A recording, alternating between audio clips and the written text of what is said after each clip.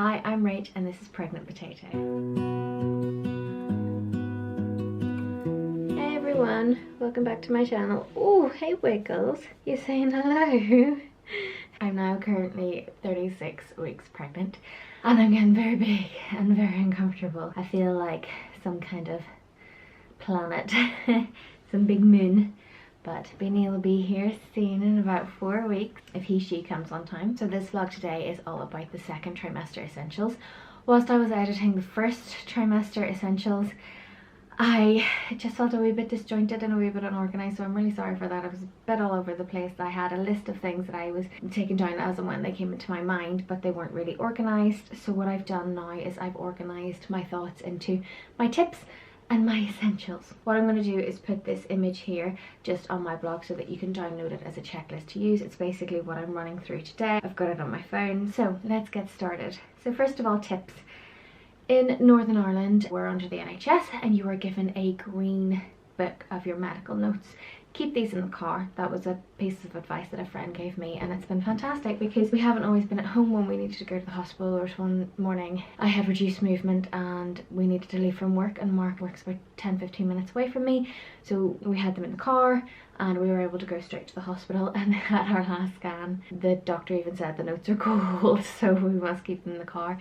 So just keep them in the boot of your car, keep them really handy. So yes, so you're given your medical notes. They'll come with you everywhere. They stay with you because you might go to a couple of different hospitals. You just keep your notes, keep them updated, keep them safe, keep them clean, because they're very important. So tip number 2, excitingly, in the second trimester, if you haven't told people already, this is normally the stage that people tell people, and we decided to wait until the 12-week mark to start telling our friends and family, particularly because of the hyperemesis. There's a higher chance of losing the baby, so we were coming up with like a reveal plan and everything, and I knew I wanted to capture it on footage because our friends and family are so all over the place, different countries and everything, so we wanted to make sure, like, you know, we got my mum and dad's reaction and Mark's friends' reaction and brothers and sisters and friends and everything, and it's really lovely. And I'll link the reveal blog below, and it's so nice to watch back and see everyone just be so happy. So plan your reveal. That would be my tip number 2, whether or not you want to surprise a friend or tell them over the phone or something like that. That might be something actually to get you through the sickness of the first trimester, is just something to look forward to. I'm a planner, I like to plan things. Have a think about how you want to do your pregnancy reveal.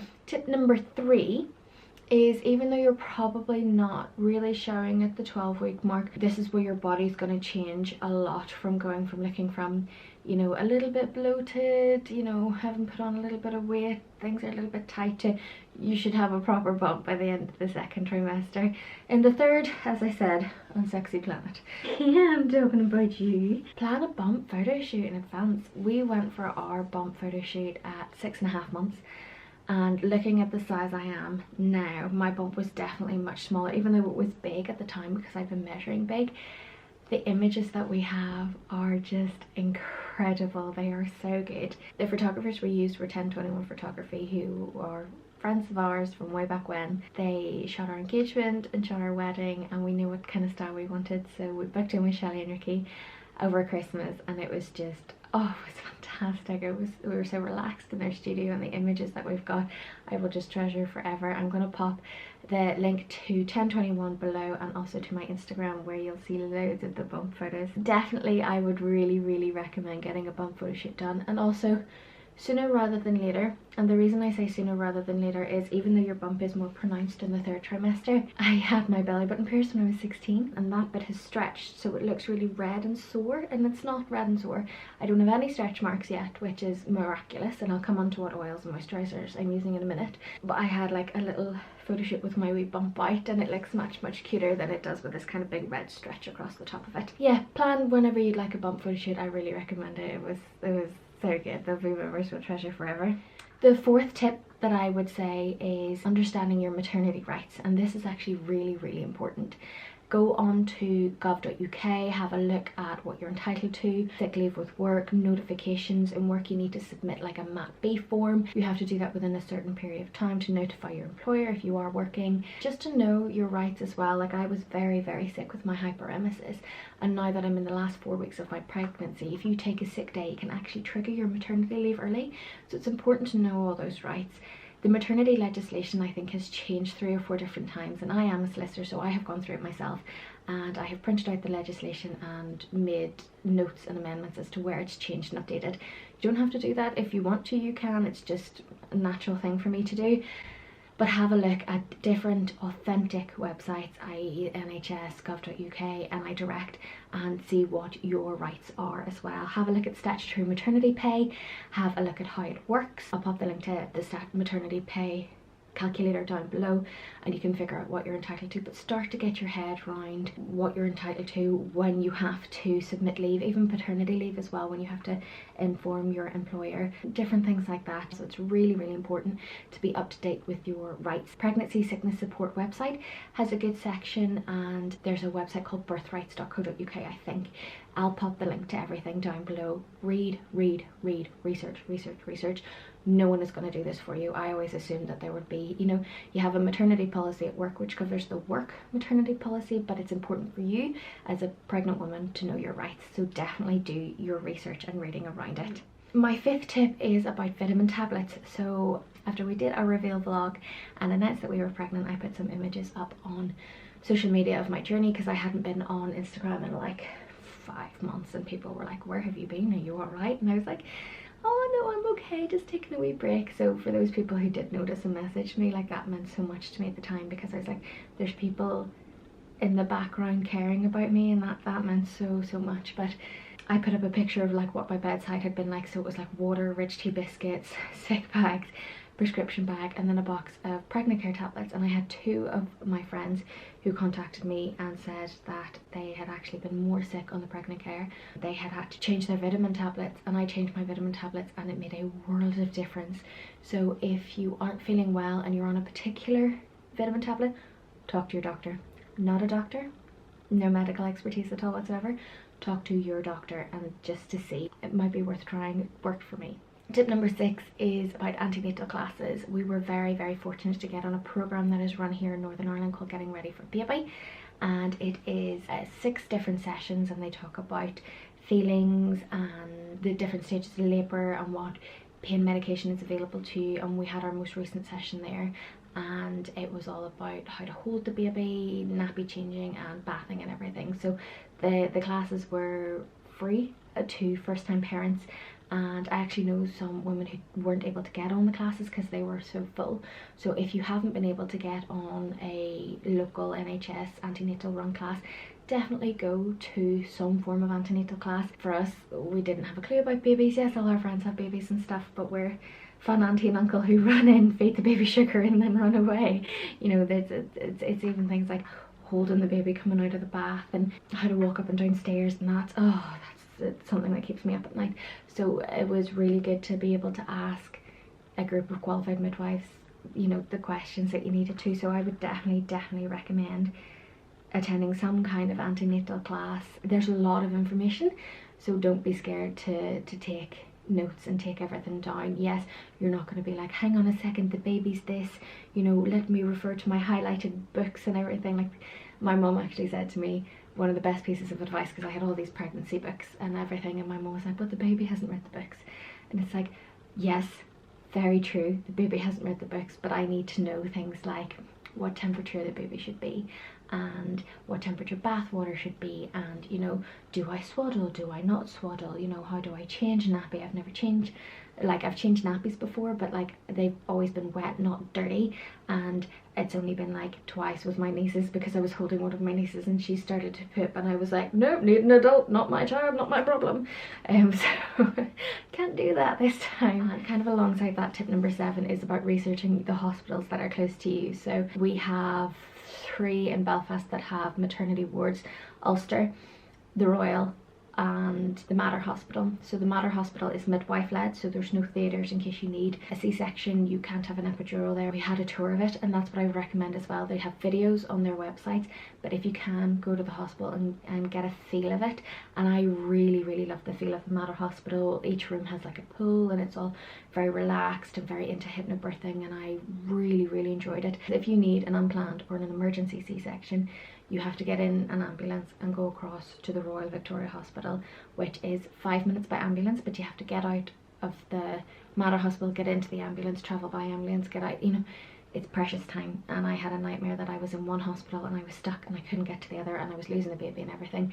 So that cemented the decision for the Royal for us. So the Royal Victoria Hospital has an ABC unit, which is an active birthing unit, which is very similar to the feeling of the Mater hospital. You know, there's lovely calm rooms, very Hygge hospital vibes, purple walls, nice pools and everything, but you literally go through 2 sets of double doors and you're on the delivery ward, and there's a theatre there where you can get C-sections and everything like that. So that's great. And there's also the Ulster Hospital, which has again a kind of a unit, an active birthing unit, and then the delivery ward. So do research on your hospitals. There is information on the NHS websites about the different benefits of the hospitals. We have not entertained a home birth. It's just not for us. If you want to, more power to you. Oh my god, that's amazing. Okay, so the next tip I have here is start watching vlogs. Remembering the fact, and saying this whilst vlogging as well is very contradictory, but opinion versus fact. Watch yourself about articles that you're reading. Make sure that they have scientific basis, studies, authenticity and education behind them, as opposed to someone's opinion.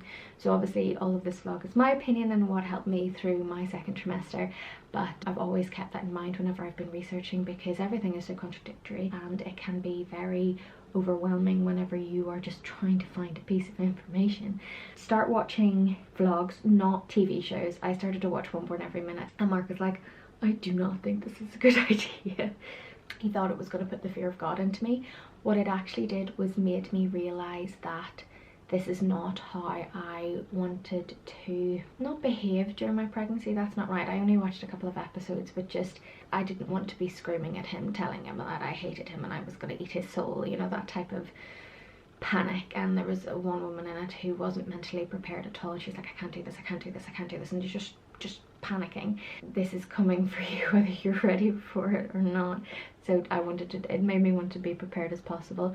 But having a look back at that, I stopped watching it because it is dramatized for television and it's not a true reflection of how some births can be. Some births can be wonderful and really relaxed, but they get more views if the women are screaming. So what I started to do was watch different YouTubers. I like their birthing vlogs and everything, taking with a pinch of salt as well that everyone has their own experiences. Some were good, some were bad, and I will list the YouTubers that and the birth vlogs I really liked down below. Next tip is to start buying your nappies in your grocery shop. So there's different sizes for nappies for anyone who's complete novice at this like I am.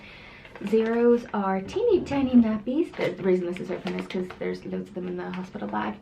These are from £6 and under. So our baby is not going to be £6 under, but we got one of these just in case we came earlier or anything like that and was a wee bit lighter, so it's just handy to have. So the main packs that we have are size 1 and size 2. Size 1 is from £4 to £11, so 2 to 5 kilograms, and then 2 is from £11 upwards. So start buying these with your weekly grocery shop because you're gonna fly through them. We've got loads hidden everywhere, and it means it won't be such a substantial cost, you know, if you've got 1 or 2 packets and then you find you need 50 packs and it's, you know, like, oh my god, where are we gonna get this money from? I have here sleep insomnia plan as my next tip. So my sleep insomnia started a little bit in the second trimester. Bean would wake up like between 3 and 5 and like was just kicking and kicking and kicking, just a proper dance party, and it only woke me up like a couple of times. It wasn't too many, maybe about 2 or 3 throughout the whole of the second trimester. Now that I'm in my third trimester, it happens, gosh, nearly every night now because I need to pee. I'm drinking so much water and I'm so much heavier. Sorry, this is a third trimester essentials thing and I'll get to that. But it's worse basically in your third trimester. So have a plan of action, and what I mean by that is keep water by your bed, keep the snack by your bed. I woke up really hungry and one of the things I'm going to show you is in relation to that. So we'll get to what snack I was having. I would get up and move into the guest room just so that I wasn't waking Mark, because every time I woke up and I would stretch and I wouldn't move and I would groan and I would need to pee and everything, he would like wake up and be like, is everything okay? And like he's not, he doesn't mean to panic, but it's just like he just wants to make sure me and the baby are all right. So I would move into the guest room so that if I needed to watch my TV or read a book or have the light on, I would be all right. So have a kind of sleep insomnia plan. If you don't have a guest room or someone that you can't move to, even a sofa in a living room, just somewhere where you can take some time for yourself. I actually found with my sleep insomnia, I was lying there in bed and I was like, go the fuck to sleep, please sleep. Mark actually remembers me at one point saying, please go back to sleep, like to myself out loud. So I've actually found that when I have insomnia, if I get up and I do something for about 30-40 minutes, and one morning I sorted out this little basket of things for being, and then went back to bed at about 4:30 in the guest room, and I felt so much better because I had gotten up and done something instead of just sat there just willing sleep to come, and I felt more tired, so I fell back asleep. So some kind of sleep insomnia plan that you can put in place that you don't just feel as kind of hopeless because not being able to is not nice. And my last 2 tips is to start thinking about your baby shower. So I'm going to do more of like the baby shower products that I got in the 3rd trimester essentials, but think about when you want to have your baby shower, if you want one at all. I wanted one slightly earlier on because I was measuring bigger, and I've gotten much more uncomfortable, so I had mine at like 31-32 weeks. So I'm really glad that I had it earlier, because having everyone around the house, and now even, you know, if I walk up the stairs I'm exhausted and I have to sit down and I can't really sit comfortably on the sofa anymore. So in your 3rd trimester you're going to be so much more uncomfortable. So have a think about what you want to do. Do you want to have it at a nice restaurant and, you know, take everyone away? Do you want one of your friends to organise a theme, your colours? Some people love that, some people hate it. I love party planning, so it was fun for me. So just have a think about that. My final tip for the 2nd trimester, start a baby wish list. There is no shame in having a wish list. I love it when people have wish lists, because all you do is you just log on to Amazon or wherever they're registered and you go, here's my budget, here's exactly what the new parents, the newly married couple, the birthday boy wants, you know. And I love a good wish list. It means as well that you get things that are within your style. Everyone's very different. There might be something that I'd absolutely adore and think would be a beautiful present for somebody, and you give it to someone else and they're like, oh, I really don't like this, but I'm gonna accept it, it's gonna be in my house now. Some people aren't that fussed on presents, but I think I've discussed before, like one of my love languages is giving presents, so I put a lot of thought and a lot of effort into it. But if the person has like a designated, like these blankets are specifically what I wanted, this changing mat was specifically the one I wanted, because you can get a lot of ones that just look really cheap and cheerful, and this one has lovely little origami shapes on it, and this basket is specific from IKEA, and you know, everything is in our house picked to complement our styles. Yes, it's a wee bit pernickety, but at the same time people like what they like, and it also saves on people regifting things that they don't like, getting 10 of the same thing. It saves duplication, and we're trying to be more environmentally friendly, and it saves waste overall, basically. So wish lists are the way forward. Amazon have a baby wish list that you can put together. Be careful with some Amazon products, the legitimacy of them, if there's particular brands that are being mimicked, different things like that. The only thing I wish with the Amazon wish list is that you could copy and paste from other sites and put in, but then Amazon aren't going to get the money for that. Like on ordinary wish lists on Amazon you can put in like a gift idea, but you can't even do that on a baby wish list, so just be mindful of that. So those are all my tips for the 2nd trimester. I'm going to run through my 10 essentials. The first one's going to be really easy, and it's choose your baby travel set. So we have picked the Nuna mixed travel set. I'm so excited for it. It's beautiful. We got it in caviar, so that's just black with brown handles. We had looked at the Upper Baby Vista and the Bugaboo Fox. The reason I wanted the Bugaboo Fox because apparently Meghan Markle's pram, but it's £1.50 just for the pram for itself, so that was far too expensive. Oh, there's a great shop on Butcher Road called Tony Keeley, so sorry if you don't live in Northern Ireland or near Belfast, but have a look at your local baby stores. The women in there are just absolutely fantastic. Really helped us. We walked in for the first time and one of the sales assistants was like, right, how can I help you guys? And we're like, we have no idea what we're doing. And she's like, okay, well you want this with the carry cot and you want this, the stroller thing. And I was like, what's carry cot? Like basics. So went through absolutely everything about, you know, the weight of the frames and how you can collapse them. And a carry cot is the lie down one that they should have for like 0 to 6 months. And then you have the car seat and different adapters and rain covers and things like that. So, you know, really research it. Again, have a look at vlogs. Be careful of people who are selling things as opposed to, you know, their opinions and like a review of it, but then pick a set that's good for you. So the ones we looked at were the Nuna, Upper Baby Vista and Bugaboo Fox.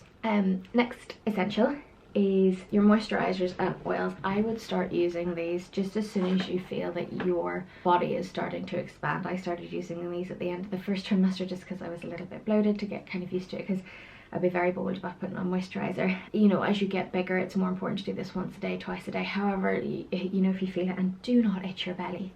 Do not itch your belly, that's very bold. Whack on some moisturizer. So I tried bio oil first. I bought a little pot of it and I used through it quite quickly, and then Mark got me the Hyperemesis Japanese Camellia body oil blend, and I had it on my wish list for a while because apparently this is the one that Victoria Beckham used with Harper, and she got no stretch marks, and it is beautiful. It's very expensive though, it's about £40 for a bottle, and I use it quite sparingly. I used it more at the beginning, but then as I realised I would need to use this stuff every single day, I moved to another brand, but I would still use this at least once a week. I was given this Mama Mio Fit Skin for Life, so the Mega Mama super rich omega body lotion that you use after your shower.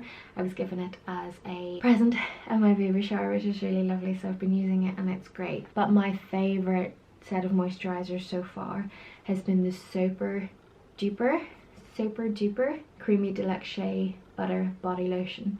This stuff is incredible. So I've gone through, this is my second jar of it and I'm about halfway through, and I got the body butter as well, and the body butter I went through so quickly. I need to pick up another one. It smells so good. It smells like vanilla bean, and it's also recycled bottles, and it's 98% naturally derived, and it's cruelty free, and it's vegan, so like it hits a lot of positive notes. The body butter is slightly different ingredients, but the important thing about this one with the body lotion is you've got sweet almond oil, creamy shea butter, Monoe de Tahiti, and moisturizing macadamia.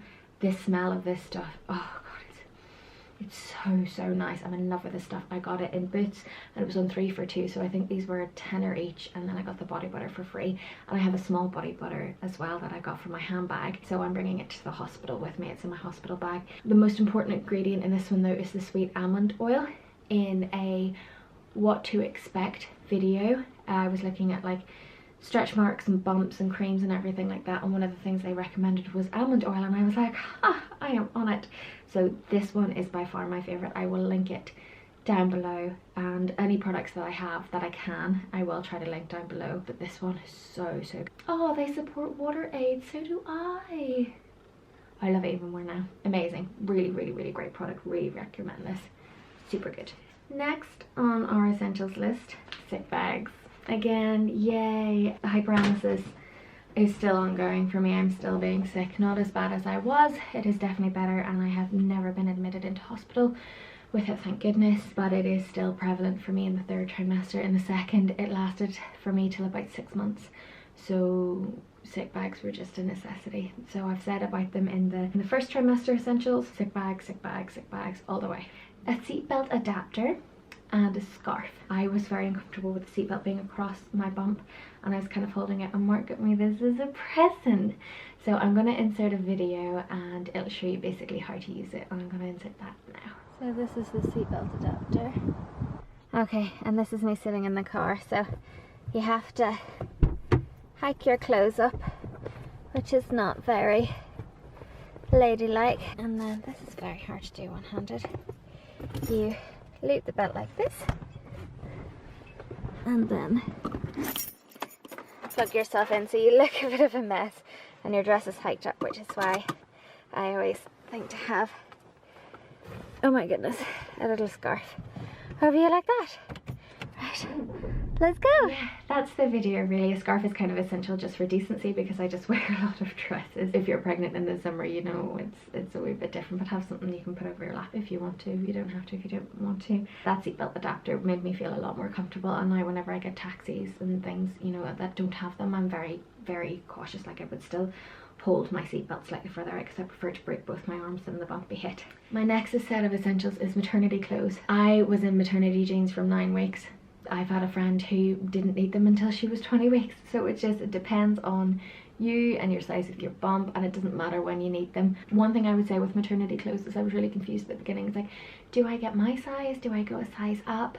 Get your size. I've been told a lot that my bump is quite neat, and I didn't know what that meant, but basically it means that you're just really kind of bump and the weight hasn't spread all over, whereas with some women it affects them totally. You know, your arms and your legs and your face can get bigger. Mine has just apparently been bump, and I put on 30 pounds and it's all bump. But definitely buy your size and then adapt, because I'm normally a small and I've been buying medium, and the medium, they still, like the small would have looked better earlier on and now, as opposed to just looking better now. The next one is, and I've mentioned this before in the first trimester vlog, but it's your milestone cards and how you want to document your journey. So these are from Blossom and Pear, and you've just got your standard beautiful milestone cards. That was just a random pick, it's a girl. They're absolutely beautiful just to document your pregnancy. And then I've got my Hello Little Mama journal.